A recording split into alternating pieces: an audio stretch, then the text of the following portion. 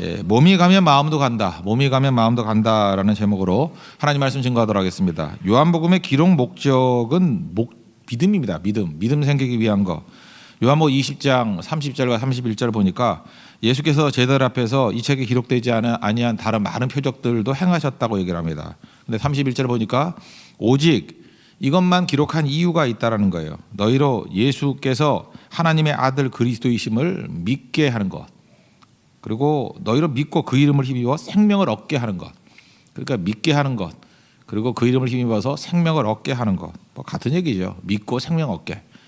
그러니까 오늘도 어떤 문물을 보든지 간에 목적대로 본다 그러면 믿음 생기면 돼요. 그래서 우리에게 생명이 생기면은 그것이 성경을 제대로 보고 또 듣는 방식이라는 것입니다.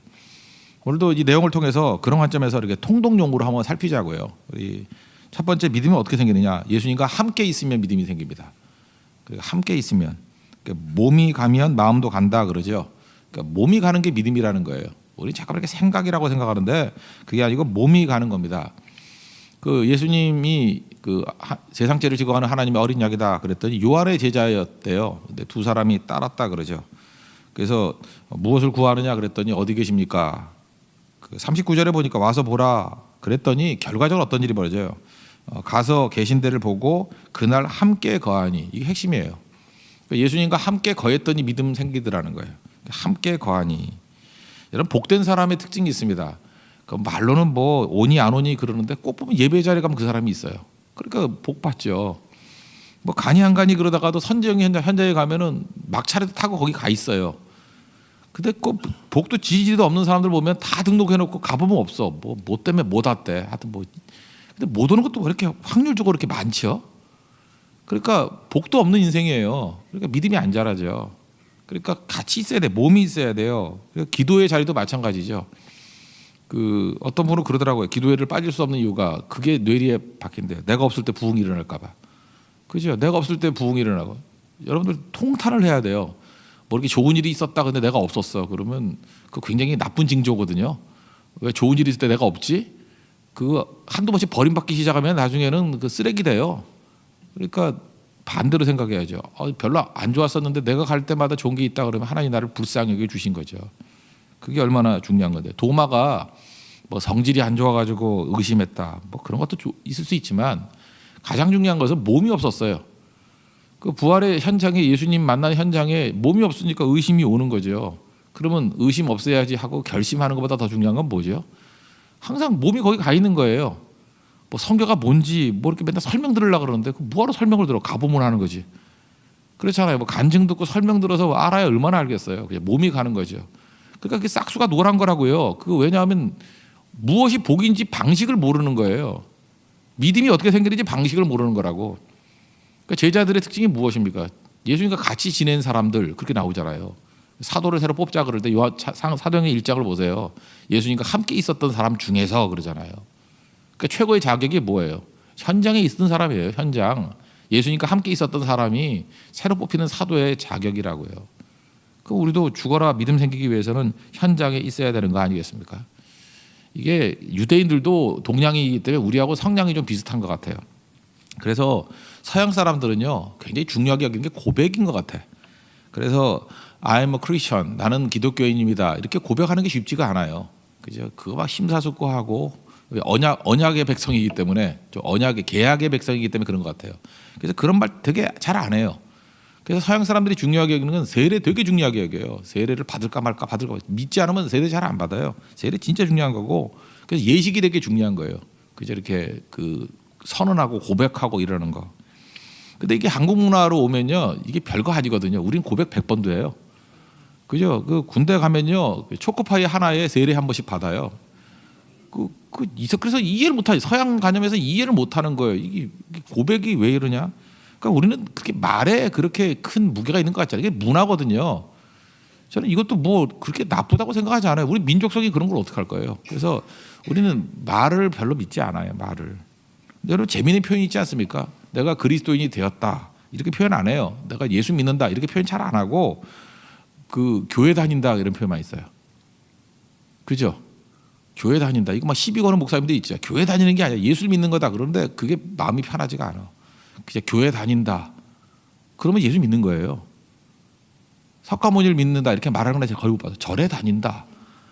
우린 다 교회 다닌다, 절에 다닌다예요. 그죠? 이게 몸이 가 있는 게 뭐 말할 필요가 뭐 있냐는 거예요. 내 몸이 교회에 있는데 그 믿으니까 여기 있지 내가 안 믿는 여기 있냐 이런 거죠. 절에 다닌다 그러면 말할 것도 없죠. 믿으니까 절에 가는 거지 안 믿는데 절에 가겠냐 뭐 이런 거죠. 몸이죠 몸. 그 시편 1편에도 보면 시냇가에 심은 나무 그러지 않습니까? 1편 3절에 보니까 시냇가에 심은 나무가 철을 따라 열매를 맺으며 잎사귀가 마르지 아니함 같이. 그게 뭐예요? 위치가 중요하다는 거죠. 그러니까 내가 시냇가에 심은 나무 같은 위치에 있으면 항상 열매 거두고 잎사귀가 마르지 않은 인생이 된다는 것입니다. 믿음은 뭐예요? 시냇가에 심은 나무 되는 거예요. 말씀 옆에 있는 거예요. 그러니까 믿음이 뭐예요? 어떻게 하면 예배 드릴 수 있는 위치에 내가 이사를 가느냐 뭐 이런 거죠. 말씀이 옆에 있느냐 없느냐 그거 계산에 집어넣고 학교를 고를 때에도 이 학교에서 말씀을 가까이 할 수 있느냐 없느냐 이거 굉장히 중요한 계산에 들어가야 되는 거거든요. 그러니까 사막 같은 데 가가지고 혼자 버티겠다고 하는 것 그거는 믿음이 없는 거겠죠. 여기서도 보면은 뭐 전도라는 개념으로도 많이 얘기하지만 안드레가 그 시몬 데리고 오잖아요. 그때 뭐 자세한 설명이 있습니까? 빌립이 나다나엘 데려올 때도 마찬가지고 그 위치죠. 와 보라. 몸을 끌고 왔잖아요. 몸을. 그래 믿음이 생기는 거죠. 그러니까 우리는 생각과 논리, 설명 이런 걸로 되는 게 절대로 아니라는 것입니다. 그러므로 하나님 앞에서 우리가 가져야 될 것들은 뭐냐? 이렇게 같이 몸 가게 만드는데 힘을 기울여야 된다는 거예요. 그래서 지금도 우리가 그 에너지가 한계가 있잖아요. 한계가 있으니까 그 에너지를 어디에 써야 될 것인가? 우리는 자꾸 이렇게 뭐 증거를 해야 된다고 생각하는데 이제 실질적인 경험에 의하면요, 그 성도들이 증거하는 거에 내용들이 그렇게 많은 내용이 아니거든요. 그러니까 증거가 그렇게 오래 걸리는 게 아니라고. 뭐 오영리 정도 증거하고 요한복음 3장 16절 증거하는데 뭐 얼마나 시간이 걸려요? 5분 10분밖에 더 걸립니까? 그거 증거했다고 다 되는 건 아니잖아요. 이제 뒷부분에 나오지만 성령이 그 짧은 단순한 말씀을 통해서 일하시는 게 있어요. 그럼 우리의 모든 힘은 어디에 쏟아야 되느냐 하면은 몸이 오게 만드는 데 쏟아부어야 돼요. 안드레가 지금 총 힘을 기울인 게 뭐예요? 예수님 앞에 끌고 나온 거죠. 빌립이 나다나엘 데려온 게 뭐예요? 그 회의주의자를 예수 앞에 끌고 나온 거 아니에요. 그러니까 우리 힘은 그런 데 써야 된다는 것입니다. 그러니까 교회 힘도 마찬가지죠. 교회 힘이 뭐예요? 믿지 않는 많은 사람들에게 복음 증거하는 데 써야 되고 전도하는 데 선교하는 데 써야 되고 그다음에 예배 자리 불러 모으게 만드는 데 써야 돼요. 이제 우리가 구슬은 많이 만들어 놓은 것 같아요. 전도도 많이 하고 이제 구슬도 꿰야 보배잖아요. 그런 사람들이 교회 예배 자리에 나오게 만드는 거예요. 주변에 이렇게 구름대 같이 뭐 이렇게 머물러 있는 사람들이 있잖아요. 갈까 말까 이제 끌어 모아서 예배 자리에 앉히는 거예요. 일단 빈자리 없게 만드는 거예요. 차고 넘치게 만드는 거예요. 그게 믿음입니다. 내 믿음도 잘하고 그 사람 믿음도 잘하게 만든다는 거예요. 이거 할 때 힘들까요? 안 힘들까요? 힘들어요. 제가 오늘 부제로 고난, 총량, 불변의 법칙 그랬잖아요. 제가 살아보니까 인생의 고난은 비슷비슷해. 그래서 하나님의 뜻을 저버리고 자기 먹고 살겠다고 막 노력하면 그것도 쉽지 않아요. 죽어라 고생해. 그죠? 시험이 그치지 않아. 그래서 그것도 고난이에요. 근데 참 묘하죠. 너희는 먼저 그의 나라와 그의 의를 구하라. 어느 순간인가 그냥 욕심 안 부리고 그냥 주를 위해서 충성 다하겠습니다. 그걸 1순위 두고 있으면은 이 모든 것을 너에게 더하리라. 이거를 체험하는데 이 한 절의 말씀, 마태복음 6장 33절 이 한 절의 말씀을 이해를 못 해가지고 이제 믿음이 흔들흔들 해가지고 내일부터 해야지 뭐 이렇게 의욕이 있는 사람도 있잖아요. 내일부터 해야지. 근데 참 묘해요. 이게 목사니까 이게 느낌이 오잖아요. 이거 6개월도 안 돼가지고 이제 죽을 똥 싸는 똥 하면서 이제 오겠다 그러는데 거의 틀리지 않아요. 참 묘하죠. 그 모든 고난이 자기 삶의 문제에서 다 오는 거예요. 그래서 결국은 그의 나라 그의 의를 구하는 일도 못하고 지 인생도 무너지고 이제 깨달았으면 이거 우리 인생 가운데 몇 번씩 깨닫거든요. 야 이걸 우리 바보가 아닌 이상 금부가 아닌 이상 잊어버리면 안 되죠. 닭다가리가 아닌 이상 잊어버리면 안 되죠. 그러니까 그 명문 가문이 뭔지 알아요? 실패를 기록하는 거예요. 이렇게 했더니 실패했더라. 절대로 다시는 하지 마라. 2번 실패하는 건 이방인이다. 다시는 하지 말라. 그래서 새기는 거예요. 왜냐하면 거기에는 피가 주르르 흘렀거든요. 그 교훈 하나 얻기 위해서. 그것 때문에 눈물이 주르르 흘렀거든요. 후손들에게 그거 피눈물 나게 만들 거예요.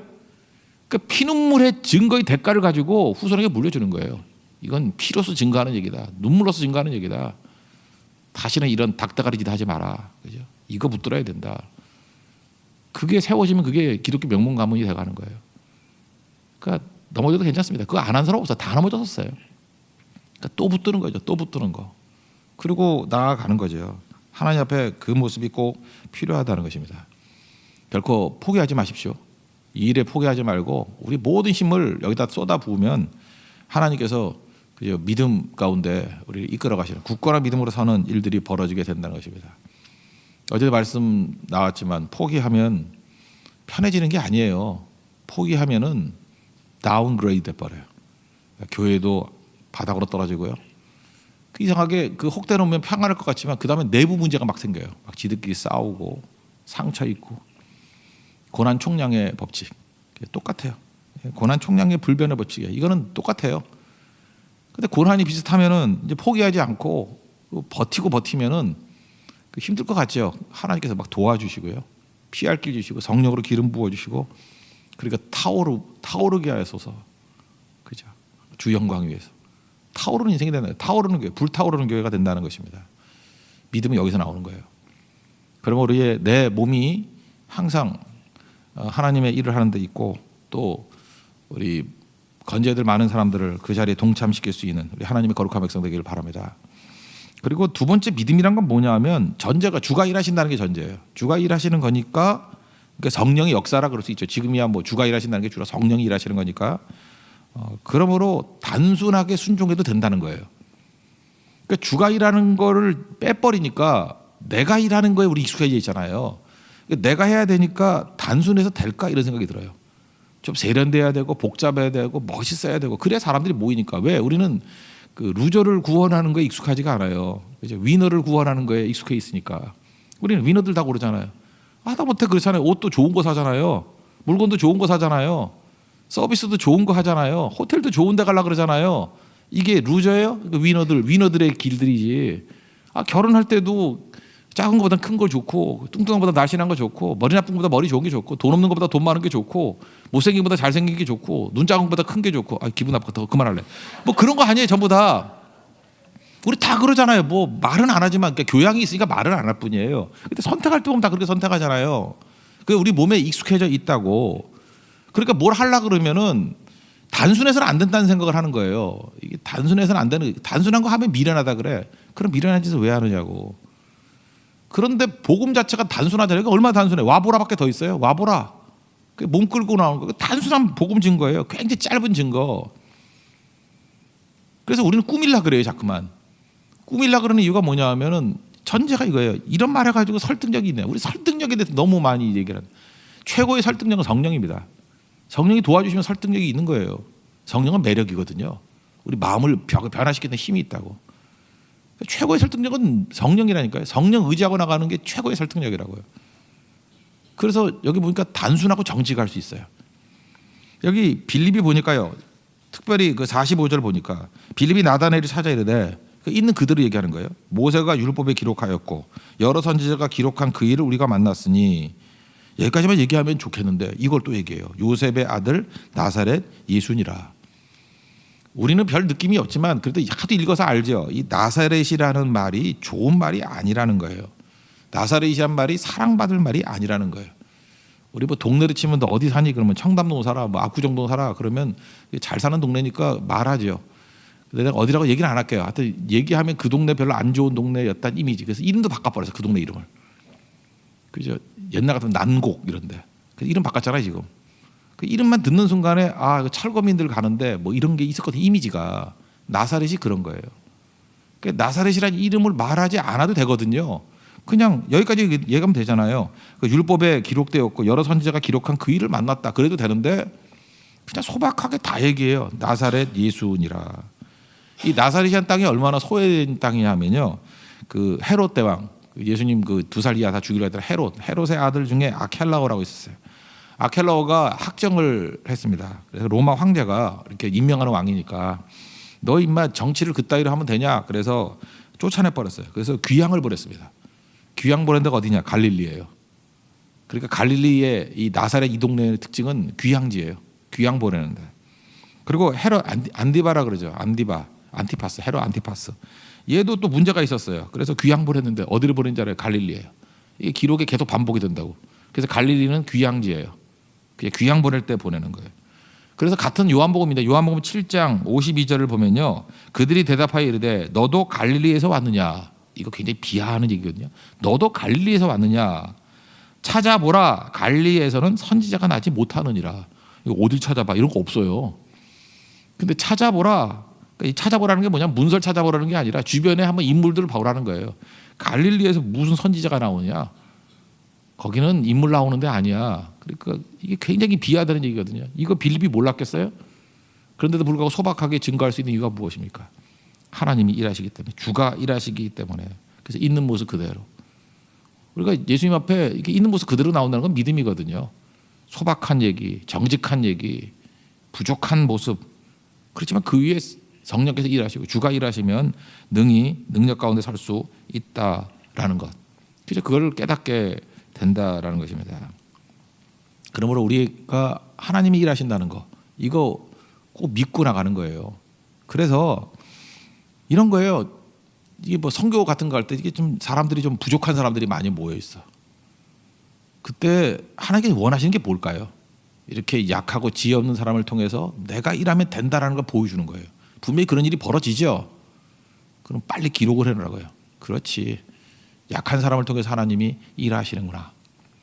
또 내가 병들고 약하고 부족할 때가 있어요. 컨디션도 안 좋고 내 상태가 너무너무 안 좋은데 그때 하나님께서 원하시는 게 뭐겠어요?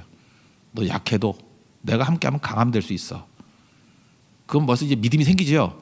그리고 결과를 반드시 기록해야 돼요. 이렇게 내 인생에서 가장 약할 때 내게 승리를 주시는구나.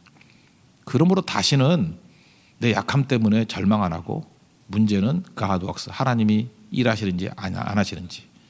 그죠? 날이 저물어 갈 때 빈들에서 걸을 때 그때가 하나님의 때라고. 그죠? 하나님이 도우실 때라고요. 하나님이 일하실 때라고. 그거를 기록하고 또 붙들 줄 알아야 된다는 것입니다. 그래서 오늘의 말씀은 이거예요. 우리는 마음껏 단순할 수 있습니다. 마음껏 정직할 수 있습니다. 꾸밀 필요 없습니다. 그래서 전도의 고린도전서 1장 21절에서는 전도에 미련한 것이라고 그러잖아요. 뭐 이 정도 내용 가지고 믿을까? 예, 이 정도 내용 갖고 믿을 사람은 없어요. 근데 성령이 일하시니까 믿는 거예요. 말씀 증거할 설교할 때도 마찬가지예요. 이 정도로 사람들이 변화가 될까? 성령이 도와주시니까 일하는 거예요. 그래서 기도의 영을 구하잖아요. 기도의 영이 부어지면요. 1시간이고 2시간이고 3시간이고 계속 기도할 수 있어요. 4시간이고 할 수 있다고요. 그때 느끼는 게 뭐죠? 이거 분명히 우리 힘으로 한 거 아니다. 성령께서 도와주시면 된다. 그게 믿음이에요. 그래서 우리 삶의 영역 가운데 항상 하나님이 도와주셔서 일하는 부분들을 누리고 또 확신하는 하나님의 거룩한 백성 되기를 축원합니다. 믿음의 사람 되십시오. 예. 자리에서 일어나겠습니다. 찬송하겠습니다. 528장. 그래서 오늘도 이 본문에서 나오는 믿음 위에서 기도하는 시간 갖도록 하겠습니다. 528장.